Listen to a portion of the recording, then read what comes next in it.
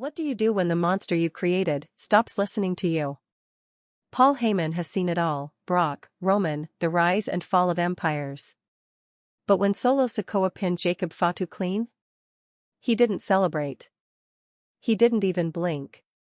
He just turned and walked away. No words. No orders. Nothing.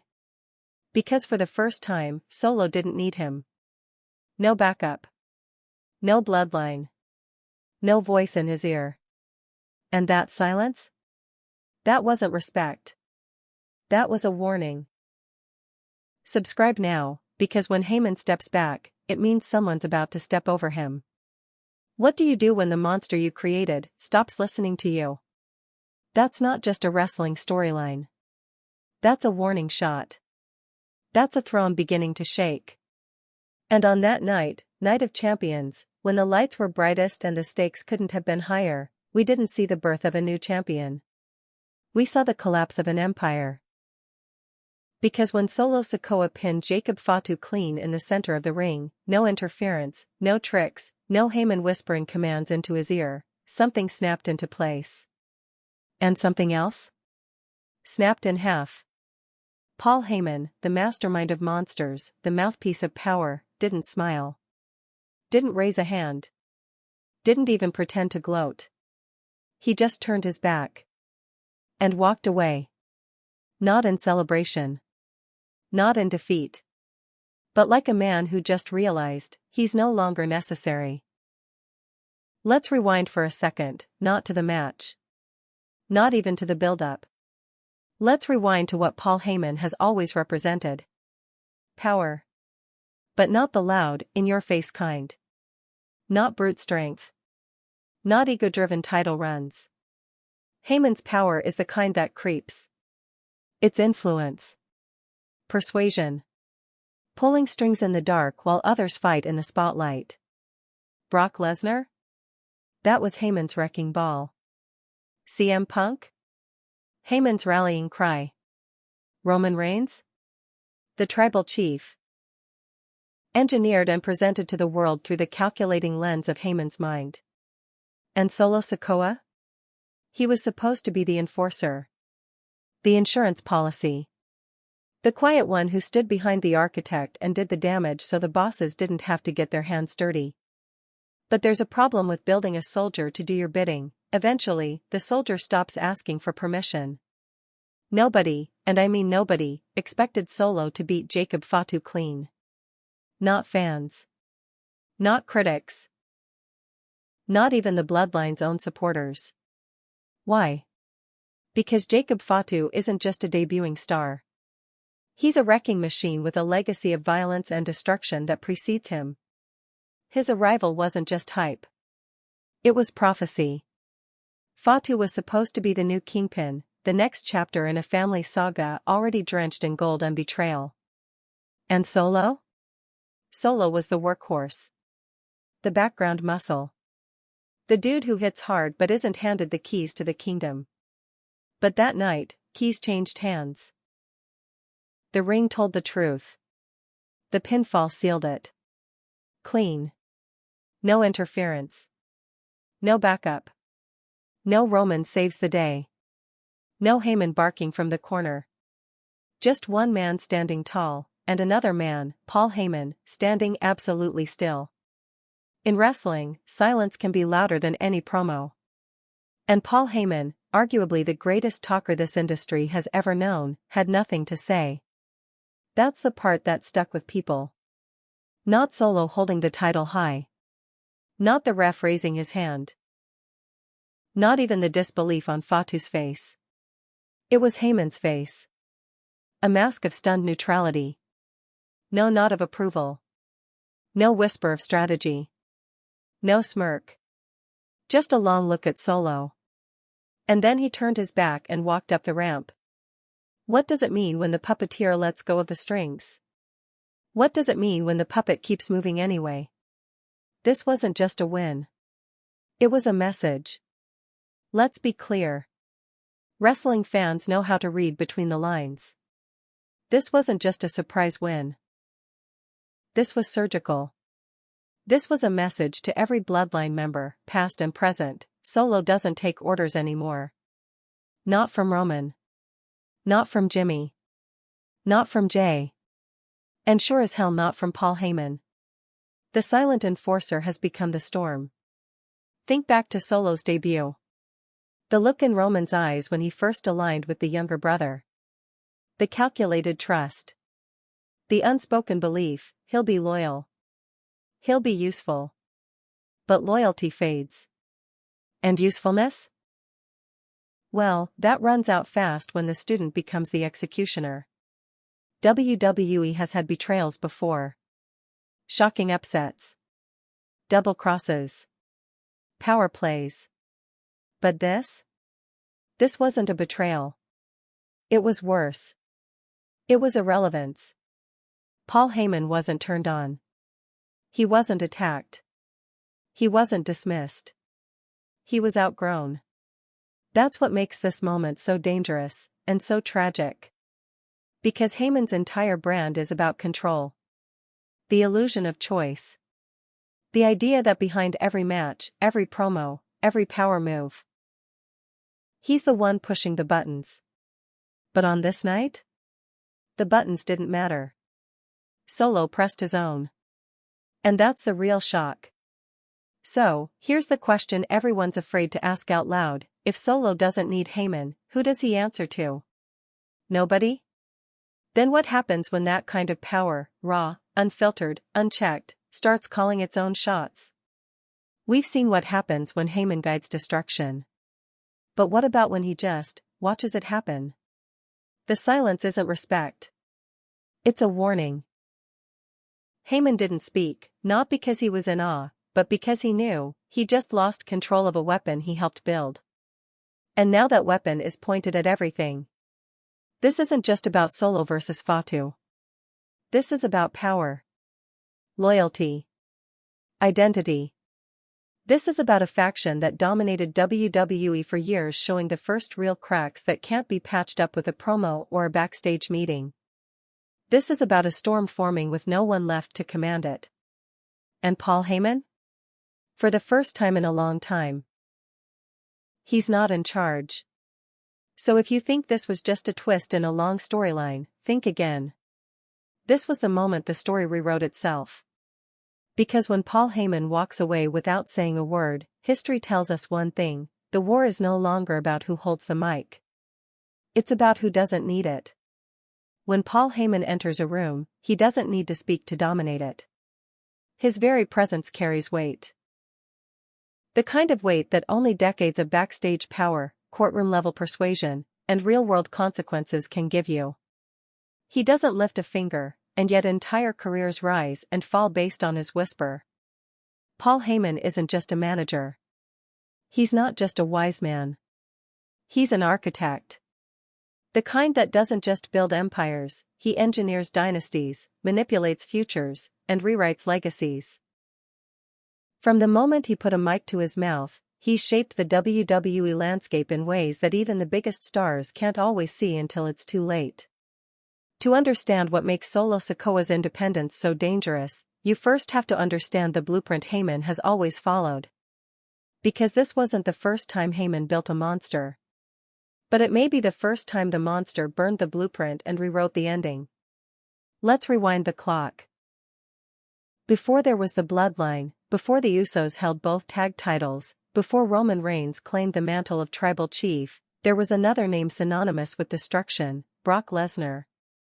The Brock-Heyman alliance was the gold standard. A beast who did the fighting.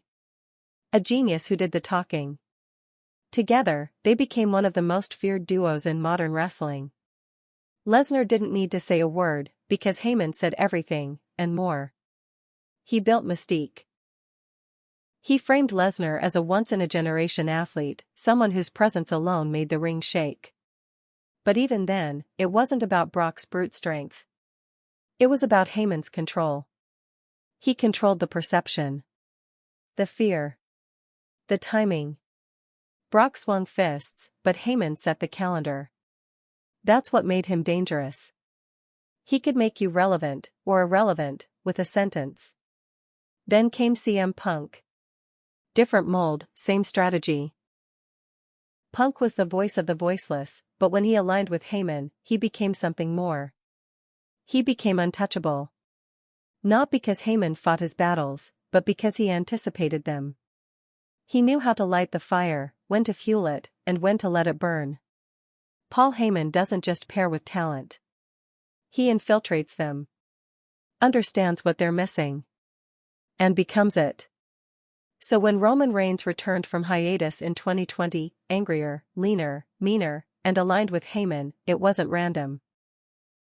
It was surgical. Roman didn't need a hype man. He needed legitimacy. He needed to break from the smiling, hand-raising babyface mold WWE had forced on him for years. He needed to be dangerous in a different way. And Heyman? He saw it immediately. Their pairing wasn't just about gold, it was about blood. About heritage. About crafting the most dominant faction WWE had seen in a decade.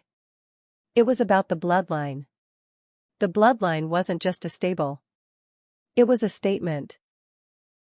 A declaration that wrestling was no longer about catchphrases and selling t-shirts. It was about legacy. About control. About fear. And Heyman was at the center of it all. He orchestrated every feud, every match, every betrayal with surgical precision. He made sure Roman stayed above the fray, while others got their hands dirty. Jimmy and Jay were the soldiers. Roman was the king. Heyman was the crown. Then came Solo. When Solo Sikoa debuted on the main roster at Clash at the Castle to save Roman Reigns from defeat, the crowd didn't know what hit them. Here was a man who looked like the past, but moved like the future. Stone-faced. Purposeful. Unshakable. Solo wasn't flashy. He wasn't loud. He was the perfect soldier. And Heyman immediately saw the value. Solo didn't argue. He didn't question. He followed orders, executed flawlessly, and vanished into the shadows. But here's the thing about weapons like Solo. They work perfectly until they start thinking for themselves. Paul Heyman built his empire on the backs of men who needed him. Brock needed a mouthpiece. Punk needed legitimacy. Roman needed transformation. Even Jimmy and Jay, in their early days, needed someone to keep the machine running. But Solo? He never really needed Heyman. He tolerated him. And that is the difference that matters now. Heyman's entire playbook is built around dependency. He whispers ideas that grow into commands. He makes you believe you're doing what you want, when really, you're doing what he wants. It's manipulation masked as loyalty. It worked for decades. Until it didn't. Until Solo decided that his path didn't need a narrator. Think about the signs. The little shifts. Solo stopped standing behind Heyman. He stopped waiting for nods. He started stepping into the spotlight without invitation. His expression never changed, but his position in the pecking order quietly did. And Paul noticed. But he said nothing. Because that's his real genius, he doesn't react too early. He waits. Watches. Measures. But this time? He waited too long. When Solo defeated Jacob Fatu clean, no distractions, no run-ins, no help, it wasn't just an upset. It was a revelation. A declaration that Solo had been paying attention all along, and he didn't need the blueprint anymore. So where does that leave Heyman? For the first time in years, on the outside. That's not where he operates well. Heyman is a puppet master, but he's always been close to the strings. He needs proximity. Control. Leverage. And now? He has none. That's why he walked away. Not because he was disappointed. Because he saw it coming. Because every empire has an expiration date, and he just watched his latest one collapse in real time. But don't get it twisted. Paul Heyman doesn't go quietly. He's not done. He's recalibrating. He's thinking. Watching.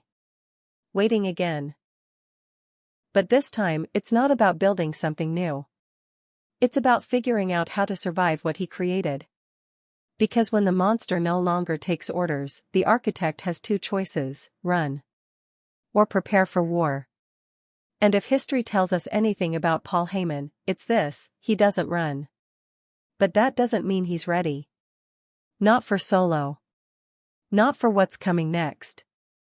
Before Solo Sikoa ever set foot in a WWE ring, he already carried the weight of expectation.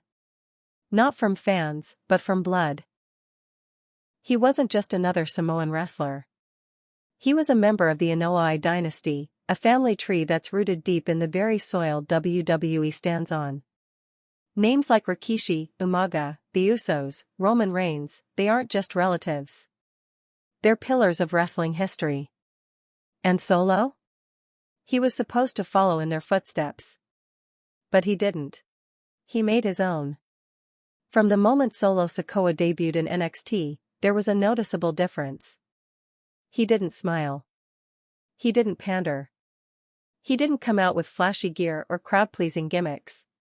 He looked like someone who was there to hurt people, and nothing more. No wasted movement. No wasted words. Just straight-up violence in its most focused form. In a company that thrives on characters and theatrics, Solo was pure function. And that's exactly what made him stand out. He was dubbed the Street Champion, a nod to his character's upbringing outside the polished, staged world of sports entertainment. It wasn't just branding. It was a warning. In an industry built on spectacle, Solo's simplicity became his most powerful weapon. No entrance fireworks. No catchphrases. Just walk in, break faces, and leave. That mindset followed him to the main roster, but what made his arrival seismic wasn't just the timing. It was how it happened.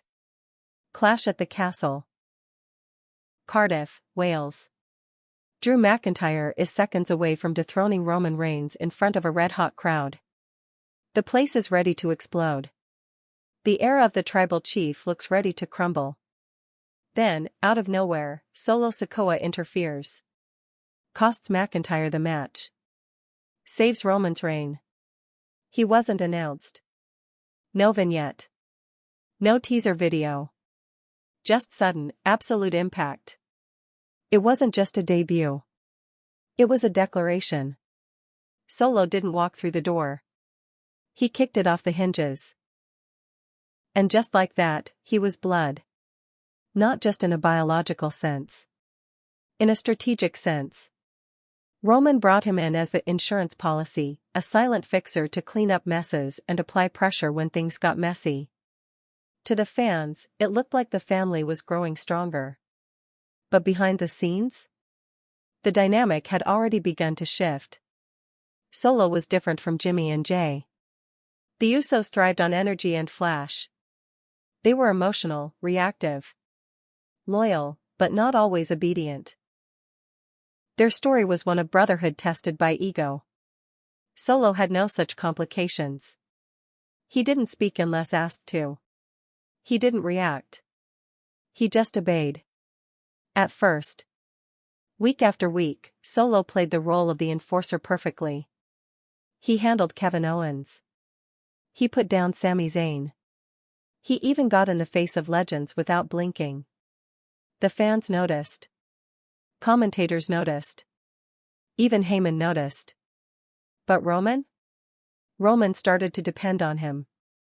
And that was the first crack. When you start leaning on someone too hard, you forget what they're capable of when you're not watching. Roman trusted Solo because Solo didn't challenge him. At least, not openly. But power isn't always about open rebellion. Sometimes, it's about slow withdrawal. Solo started making his own decisions. Choosing his moments. He didn't disobey, he simply stopped waiting for instructions. And that's more dangerous. There's a moment backstage that aired during a SmackDown segment. Heyman trying to give Solo advice before a match. Solo didn't speak. He didn't nod. He just stared. And walked off. In that brief silence, you could hear the story shifting. That wasn't a loyal soldier anymore. That was a man with a plan. As the Bloodline saga deepened, with Jimmy turning, Jay walking out, and Roman growing more paranoid, Solo stayed consistent. Unshaken. Uninvolved in the drama. But present for all of it. He watched the family eat itself alive. And he said nothing. Why? Because unlike the others, Solo didn't want attention. He wanted positioning. He didn't care about being in the front of the photo. He cared about standing at the edge of it, arms folded, watching the chaos until it collapsed. And when it did, he'd be the only one left standing. Which brings us to the real truth about Solo Sikoa: he was never just the enforcer. That's what they called him, to keep him boxed in. To keep him under control. To treat him like a piece on the chessboard. But Solo wasn't a knight. He wasn't a rook. He was the quiet king in waiting. He wasn't trying to beat Roman. Not then. He was watching him. Learning from him. Studying every decision. Every weakness. Every overreach. And through it all, Heyman stood close, trying to maintain grip. But Paul Heyman is a man of words. Solo Sikoa is a man of silence. Eventually, the gap becomes unbridgeable. Because what do you say to a man who no longer needs to listen? Even in backstage segments, Solo began to act with increasing independence. He'd appear when least expected. He'd vanish without explanation. He operated on instinct, his own, not Heyman's or Roman's. That's the thing about control, it only works if the subject believes they're being led. The moment they realize they can walk their own path, the leash snaps. And Solo? He'd already started walking. The family drama intensified. Betrayals piled up. Titles shifted. Loyalty crumbled. Roman grew erratic. The Usos fractured. But Solo remained untouched. Why? Because he never needed the family as much as they needed him. When the walls started closing in, Solo didn't panic. He just waited. And then came the biggest test, Jacob Fatu. Another Anoa'i. Bigger. Meaner. Louder. Fatu came in with fire, ready to tear through the bloodline and claim his place. On paper, Fatu should have crushed Solo. He had momentum. Size. Hype. But he didn't have discipline. He didn't have the patience Solo had learned through silence. And most importantly, he didn't have Paul Heyman watching his every move for years. Solo knew the blueprint. He knew what Heyman expected. He knew what Roman wanted. And he rejected it all. He didn't beat Fatu for the family. He didn't beat Fatu to protect Roman. He didn't even beat Fatu for respect. He did it to send a message: I don't need any of you. He did it clean. No chaos. No bloodline help. And when it was over, he didn't celebrate. Because celebration implies an end. For Solo, that was just the beginning. He wasn't entering a new phase of his career. He was revealing the one he'd always been planning. And that's what Paul Heyman saw as he turned and walked away. Not disappointment. Not fear. But the realization that Solo Sikoa had played everyone, quietly, methodically, and without saying a single word. Jacob Fatu didn't just walk into WWE, he arrived like a bullet tearing through glass. There was no easing him in, no slow build, no protective storyline bubble.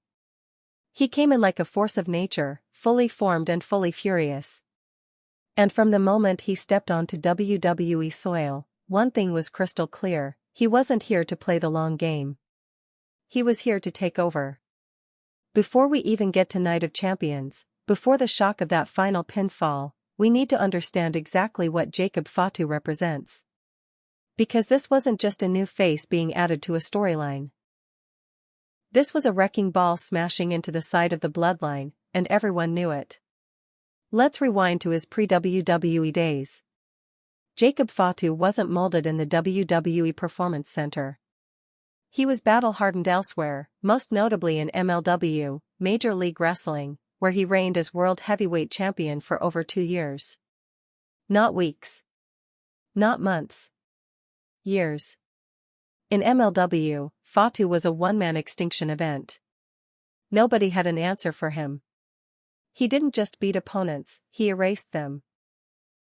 His style was terrifyingly efficient, explosive speed for a man his size, unpredictably athletic, and backed by that signature no-eye aggression that runs deep in the bloodline of Samoan warriors. Fans who followed his career knew the reputation. He was the son of the Tonga Kid. He carried the same bloodline that birthed Yokozuna, Roman Reigns, Rikishi, the Usos. But what set Jacob apart was his volatility. He was the chaos factor. Wild. Loud. Unfiltered. And yet, it was never gimmick. It was real. Jacob Fatu wasn't just dangerous. He was uncontrolled.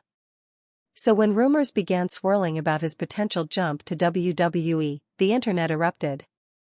It wasn't a matter of if, but when. And more importantly, how. How would WWE contain that kind of energy?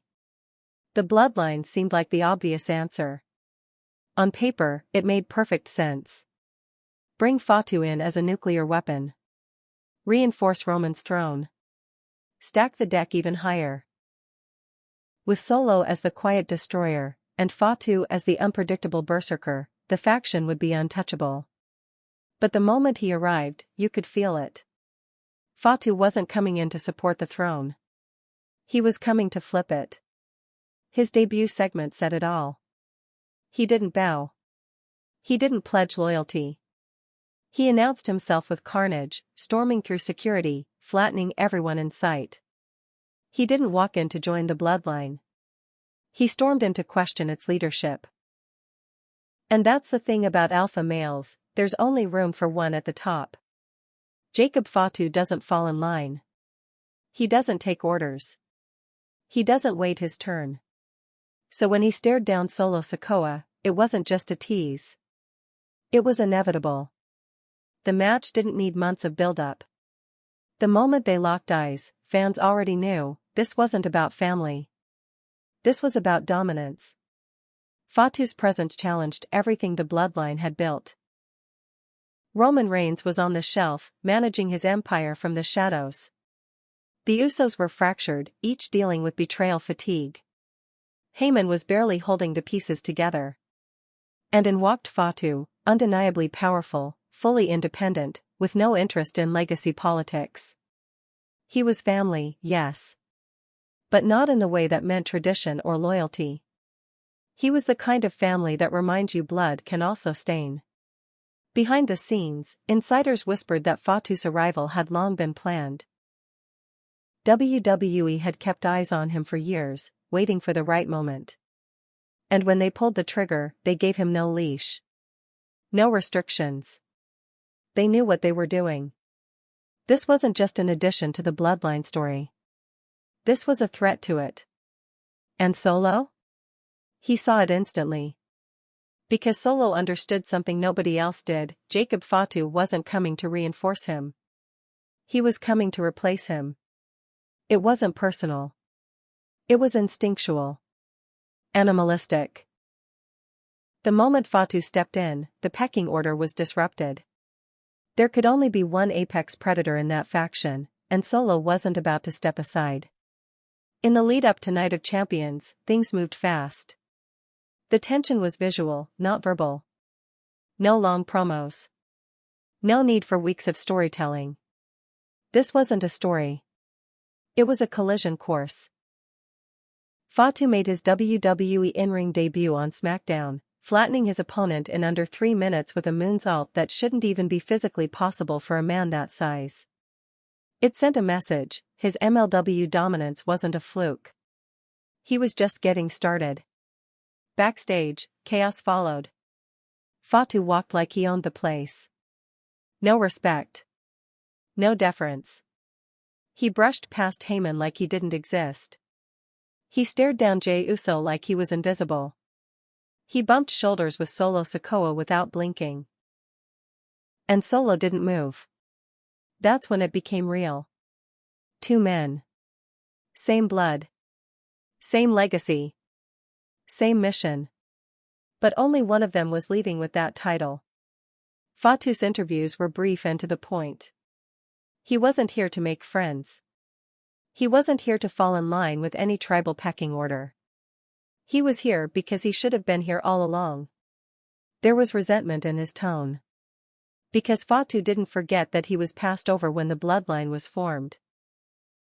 While Roman, Jimmy, Jay, and eventually Solo formed the foundation of the dynasty, Jacob Fatu was out there tearing through everyone in MLW, being ignored by the machine. Now, he had something to prove. Not just to fans. Not just to Roman. But to himself. Fatu needed to show the world that he wasn't the future of the bloodline. He was the course correction. Solo Sikoa felt it. The locker room felt it. Heyman tried to manage it. But it was already too late. Fatu wasn't asking for a spot. He was demanding one. And Solo? He wasn't giving up anything. Heading into Night of Champions, the buzz was undeniable. Fans were split. Pundits debated fiercely. Was WWE ready to crown Fatu as the new face? Or would Solo defend the empire from within? Every promo, every backstage glance, every stare down added fuel to the fire. But here's what made this collision different from everything else in the Bloodline saga: this wasn't about betrayal. This wasn't about strategy. This was about two men who couldn't coexist. Jacob Fatu's arrival wasn't the beginning of something. It was the trigger. A time bomb placed at the heart of the bloodline. And at Night of Champions, it exploded. By the time Night of Champions was on the horizon, the temperature around the bloodline wasn't just heating up, it was boiling. Something was coming. Everyone could feel it. Fans online. Commentators on TV. Even the people in the back. You didn't need to be an insider to know. Something had shifted. This wasn't just another pay-per-view. This wasn't just another title match. This was a tectonic plate rumbling beneath the surface of the Anoa'i Empire. And everyone in the building, especially Paul Heyman, was standing right on the fault line. To the average viewer, Night of Champions was advertised as a showcase of greatness. Title defenses. Rivalries. High stakes. But for those paying attention, the real story was unfolding in the shadows of the main event. Solo Sikoa vs. Jacob Fatu. On paper, it was explosive. Two cousins. Both born into the same legendary family. Both bred for violence. Both raised on the legacy of dominance. And both poised to rip each other apart in the most personal match of their lives. But behind that headline was something even more important: a vacuum. Because for the first time in years, the bloodline was fractured beyond recognition. Roman Reigns? Absent. Still healing. Still watching from a distance. The tribal chief, once untouchable, was now unreachable. He wasn't leading anymore. He was spectating. Jimmy Uso? Out. Excommunicated. The prodigal brother turned rebel, burnt by loyalty and fueled by betrayal. Jey Uso? Gone. Fed up. Walked away from the family war, choosing self-preservation over blood loyalty. Paul Heyman? Unstable. Trying to juggle falling dominoes, all while pretending everything was still under control. Which left one man holding the weight of the empire, Solo Sikoa. The enforcer. The fixer. The last loyal weapon. And now, he was being asked to defend more than just a title, he was defending the entire legacy. That was the story heading into Night of Champions. But WWE never said it out loud. They didn't need to. The silence around it? That was the brilliance. There were no grand bloodline promos hyping the stakes. No dramatic backstage arguments. Just tension. Cold. Silent. Simmering. Solo didn't cut long interviews. He didn't need to. Jacob Fatu did most of the talking, and when he spoke, he made it clear, he wasn't here for reconciliation. He wasn't here for bloodlines or respect. He was here to take. That's what made the setup so perfect. You had one man trying to preserve what was left of a crumbling dynasty. And another man determined to stomp on the ashes and plant a new flag. In the weeks leading up to the match, subtle moments spoke louder than any promo ever could. 1 week before Night of Champions, there was a backstage segment. Heyman approaches Solo in the locker room. No words. Just a look. Solo stares at the floor, fists taped. Breathing slow. Calm. Cold. Heyman goes to speak, Solo stands and walks past him. No eye contact. No nod. Nothing. That wasn't disrespect. That was declaration. Solo had made his decision. Whatever happened at Night of Champions, it was happening on his terms. Meanwhile, Jacob Fatu was doing what Jacob Fatu does best. Sending bodies to the hospital. In his second televised match, he bulldozed a former Intercontinental Champion in under 5 minutes. Suplexes. Splashes. A moonsault that sent the crowd into a frenzy. After the match, the camera zoomed in on his face. He didn't smile.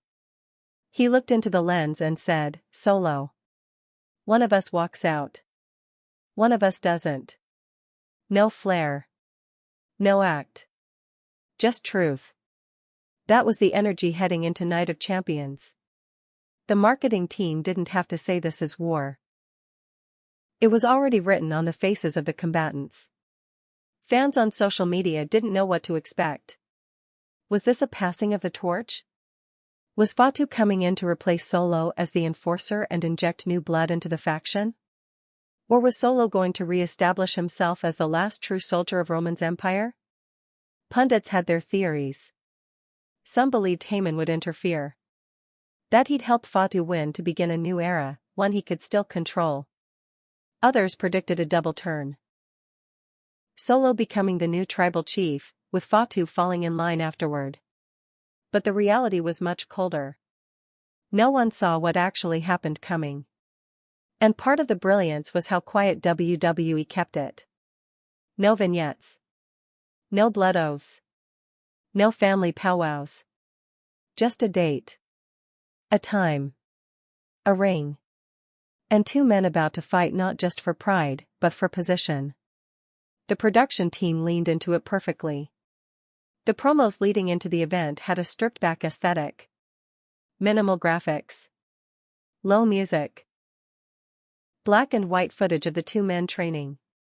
Interspersed shots of Roman holding the Universal title. Flashbacks to Heyman with Brock. With Punk. With Roman. Now, sitting in silence, hands trembling slightly, as Solo walks past him. It told the story visually. Heyman was losing grip. The title match wasn't for the Universal Championship. It wasn't for a tag title. It was for a new title WWE had minted specifically for this rising power vacuum. A symbol of who would carry the family name forward. Unofficially? It was the Bloodline title. The audience knew it. The locker room knew it. The commentators danced around it. But Paul Heyman knew it most of all. That's why he looked sick every time the match was mentioned. Because he was watching everything he built come to a head, and he no longer had a hand in controlling it. No promo he could cut. No alliance he could forge. No distraction he could call in. This match was going to happen. And the result would either save his legacy or erase it completely. Night of Champions. The lights dimmed. The air was electric, not from pyrotechnics or overhyped graphics, but from anticipation. Raw, charged silence. That rare kind of quiet that creeps into an arena when the fans know they're about to witness something historic. 2 names on the marquee, Solo Sikoa. Jacob Fatu. But everyone watching knew this wasn't just about those two men. This was about control. About succession. About who would lead the future of the Anoa'i legacy when Roman Reigns finally disappeared into legend.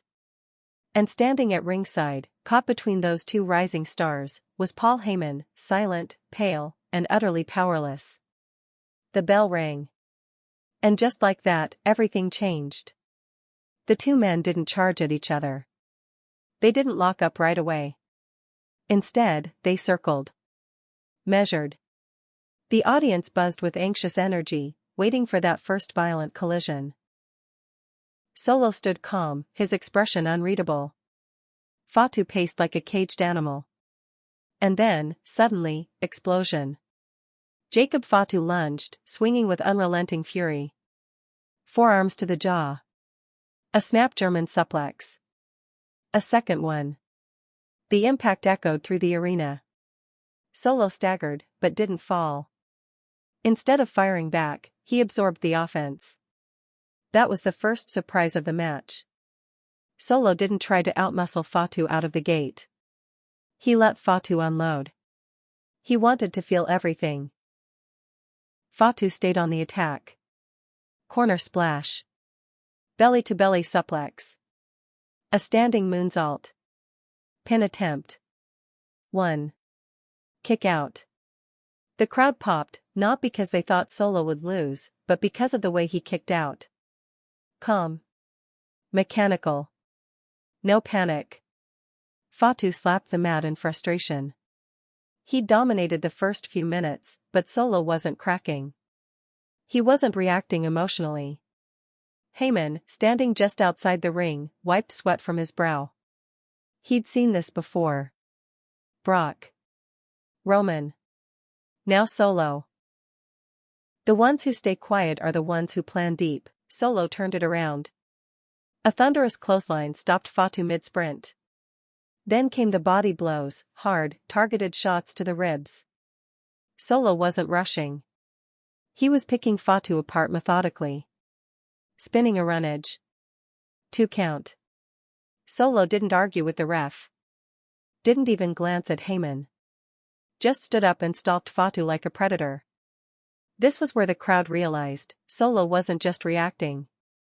He was controlling. Fatu mounted a comeback. Caught Solo off a counter and drilled him with a super kick. Then a Samoan drop. The crowd came alive again. Fatu ascended the top rope, moonsault coming. Solo rolled. Fatu crashed. And that was the moment the tone of the match shifted permanently. Solo grabbed Fatu's arm, pulled him upright, and stared him in the eye before delivering a headbutt so stiff it dropped both men to the mat. Heyman put his hands over his mouth. Because he'd seen that move before. Not in a ring. In a family fight. That was personal. Back and forth now. The kind of violence that doesn't flow like choreography, it feels like two men trying to erase each other from the ring. They exchanged punches in the middle of the ring. No fancy counters. Just raw fists. Every blow landed with that sickening thud you don't hear in worked punches. Then Solo surprised everyone, sudden pop-up Samoan spike. Fatu collapsed. Solo didn't pin. He stood over him. Breathing heavy. Looking down. Just like Roman once did. The crowd hushed. Not for drama. But because they knew what this meant. Solo was assuming the posture of a chief. Fatu, to his credit, fought back. He's not just a powerhouse, he's resilient. He bit Solo's arm, shoved him into the ropes, rebounded with a flipping senton, and then, out of nowhere, another moonsault. Hit flush. 1. 2. Kick out. Fatu screamed. Heyman stumbled forward, as if he couldn't believe what he was watching. But still, he didn't speak. Didn't interfere. Because he didn't know who he was supposed to help anymore. Both men were exhausted. Stumbling. Blood on Fatu's lip. A welt forming under Solo's eye. And then came the final sequence.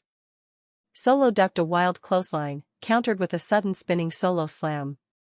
Instead of pinning, he dragged Fatu to the middle of the ring. Hit a second one. Still didn't pin. He walked to the corner. No taunt. No gesture. Just slow, quiet movement. Screamed something we couldn't hear. Then hit a third spinning solo. Covered. 1, 2, 3. The arena erupted. Not in celebration, but in shock. Fatu didn't kick out. There was no run-in. No bloodline interference. No Heyman assist. Solo beat Jacob Fatu clean. In the middle of the ring. And that's when it happened. Solo stood up. The ref handed him the new title. But Solo didn't raise it. He looked down at it. Looked at Fatu. Then turned his head toward the ramp. Paul Heyman was still there. Frozen. Their eyes met. And for just a second, it felt like time stopped. No one moved. Then Solo looked away. Walked past Heyman. Walked up the ramp. Alone. No music played for almost a minute. Just stunned silence. That was the win. But it wasn't a coronation. It was a message. Sometimes the biggest story doesn't unfold in the match, it unfolds in what the cameras catch after the bell. WWE knows how to direct a moment. They know when to cut to the crowd. When to catch a fallen champion's expression. When to hold on the victor standing tall. But what they did at Night of Champions after Solo Sikoa pinned Jacob Fatu told a deeper story. One that couldn't be written in script form. It had to be felt. And it had to be seen. Because the real shock of that night wasn't just the victory. It was what happened next. The camera didn't pull back to the crowd. It didn't cut to a replay montage. It lingered. It waited. It zoomed in. Solo was still kneeling over Jacob Fatu, breathing heavy. He didn't celebrate. He didn't climb the ropes or grab a mic or pound his chest. He didn't signal to the crowd or play to the hard cam. He just stared. And that was the first signal that this moment was different. The referee brought him the title. A brand new championship belt, shining, unscuffed, symbolic of a new era. Solo didn't snatch it away. He didn't even look at the ref. He just took the belt, calmly. Almost, respectfully. He looked down at it. And then looked past it. The title wasn't the point. The point was that he didn't need anyone to get it. Not Roman. Not Jimmy. Not Jay. And especially not Paul Heyman. The camera cut to Heyman. He was standing outside the ring, clutching the bottom rope like he was holding on to the last piece of a collapsing bridge. His face? A masterclass in silent storytelling. Eyes wide, jaw clenched, expression blank. Not proud. Not angry. Not even scared. Just still. There was no scripted joy. No exaggerated mouth open oh my god moment. This was real reaction. And it looked like regret. Or maybe realization. Maybe both. He had managed champions. Advocated for beasts. Directed kings. But never had one of his creations looked through him before. That's what Solo did. He didn't just ignore Heyman, he made him invisible. As Solo slowly stood up, the camera caught a shot most viewers missed in the moment but couldn't stop rewatching online, Heyman mouthing something. No sound. Just lips. He said Solo's name once. Quietly. Almost gently. Like he didn't want to be heard, only acknowledged. Solo didn't flinch. He turned toward the ropes. Stepped out of the ring. Walked along the apron. And past Paul Heyman without looking at him. That moment? That walk? It said more than any promo Heyman had ever cut. Because Paul wasn't being ignored. He was being erased. WWE didn't cut to commentary right away. They let it breathe. They wanted the audience to sit in that discomfort. Michael Cole didn't say anything. Corey Graves said, "What did we just watch?" But even that was delivered in a half-whisper. They knew. Everyone knew. This wasn't a chapter. This was a new book. As Solo made his way up the ramp, the crowd still hadn't figured out how to react. There were no boos. No chants. Just confused silence. A smattering of applause. A few stunned fans frozen in their seats. No theme song played. It wasn't a victory lap. It was a funeral march. Solo stopped once. At the top of the ramp. Turned back. Looked toward the ring. Not at Fatu. At the ring itself. At the space he'd just claimed. Then he turned and walked backstage. Still no music. Still no words.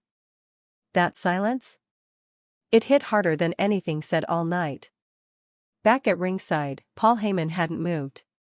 The camera returned to him one last time. He stepped into the ring, slowly, cautiously.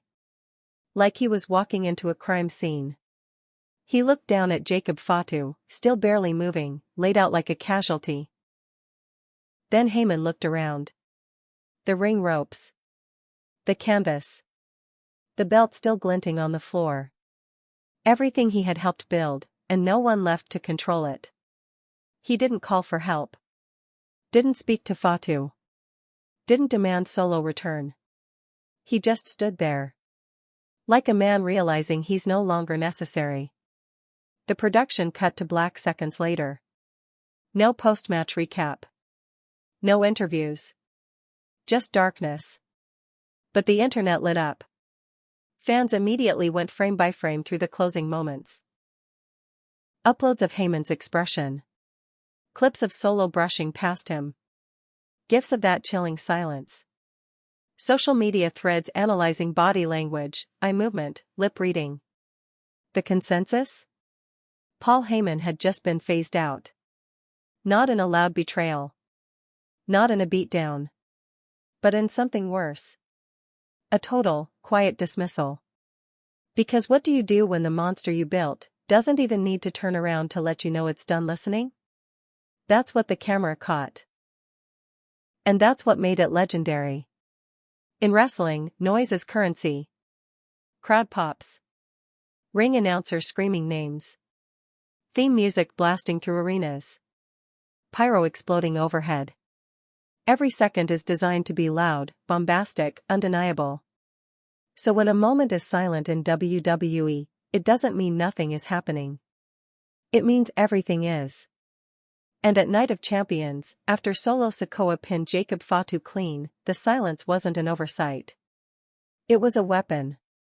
It was deafening. It was deliberate. And it spoke to a reality that nobody, especially not Paul Heyman, wanted to confront. The story had shifted. And it didn't need him anymore. Let's be clear, this wasn't just any win. This wasn't just a new title holder. This wasn't another Bloodline shuffle. This was a clean, decisive, public announcement of power. A statement that control had changed hands, not with a speech or a heel turn, but with silence.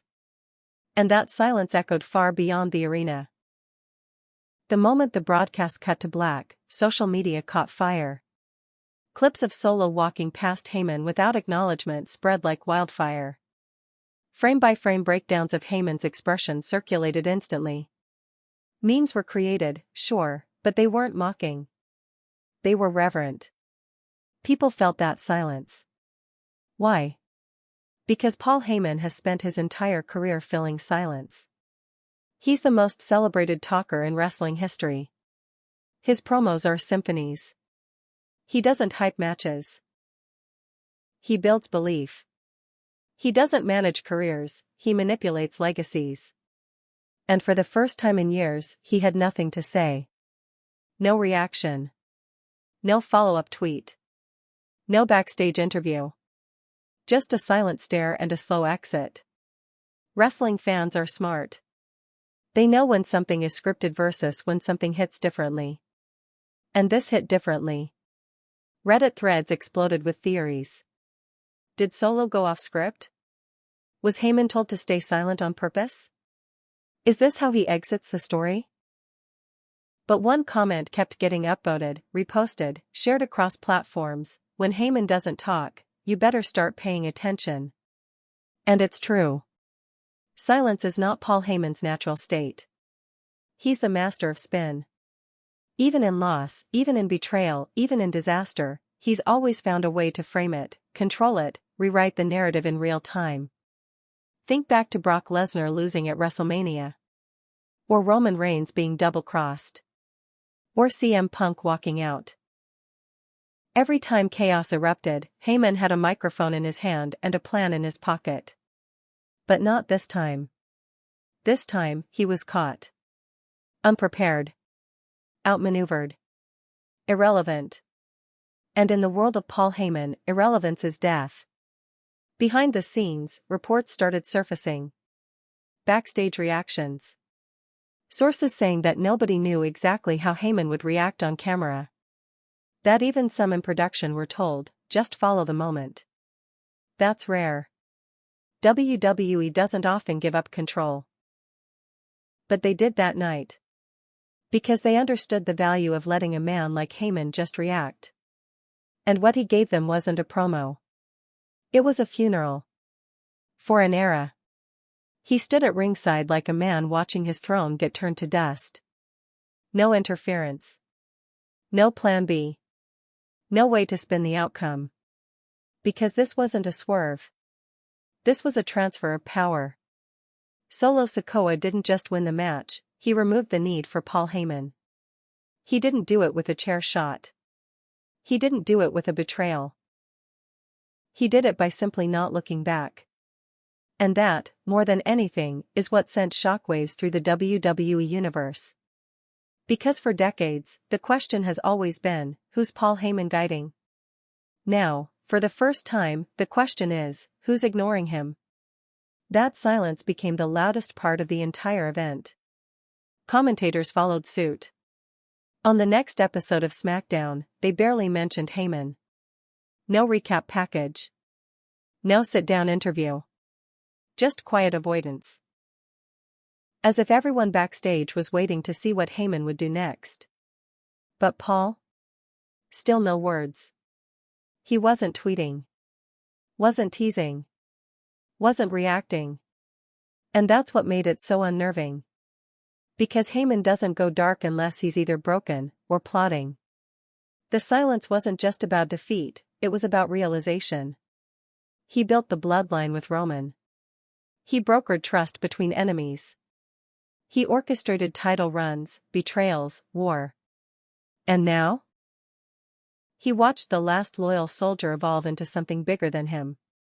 Solo Sikoa isn't a client. He's not a champion who needs a mouthpiece. He's not someone to mold. He's arrived. And his first act as king? Leaving the wise man in the dust. That's the kind of silence that rewrites legacies. Because fans will remember the match, sure. They'll talk about the clean win. The moonsault counters. The 3 spinning solos. But what will define that night forever is the moment Solo walked past Heyman, title in hand, and didn't even glance in his direction. It was the passing of the torch. But the torchbearer didn't bother telling the old guard he was being replaced. He just took it. And Paul Heyman? He just stood there. Watching the kingdom walk away from him. Power in wrestling is rarely about who throws the hardest punch or who holds the most gold. It's about control.